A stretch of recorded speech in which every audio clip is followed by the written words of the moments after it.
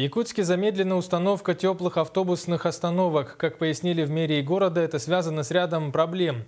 Напомним, что первая теплая остановка в городе появилась еще в сентябре прошлого года. Тогда было обещано, что появится еще 12 таких объектов. На сегодня работают в разы меньше остановок. Репортаж нашего корреспондента Саргаланы Захаровой. Во второй половине прошлого года практически один за другим открылись две теплые оборудованные остановки в районе Гемиина и напротив международного аэропорта Якутск. К концу года их число возросло до 4, но обещанного количества так и не было достигнуто. Строительство остановок приостановили. В самые морозные зимние дни люди на улице ожидали автобус рядом с установленным, но еще не работающим павильоном, а иногда и вовсе на необорудованной остановке. Теплые остановки нужны нам, конечно. Как же, у нас же холод все-таки. В феврале тем более ветра начнутся. То, что оно не работает? Ну, во-первых, холодно, даже сильно. В местах, где вот автобус останавливался, были бы такие теплые остановки.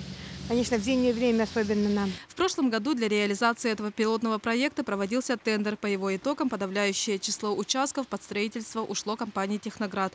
Из запланированных 13 остановок они должны были ввести в работу 10. Но на данный момент работает только 3. Как признается предприниматель, с началом возведения остановок они столкнулись с рядом проблем. На некоторых объектах в данный момент сейчас идет несовпадение земельных кадастровых номеров. Определенное время занимает получение адресных справок. Это все затягивает строительство в данный момент.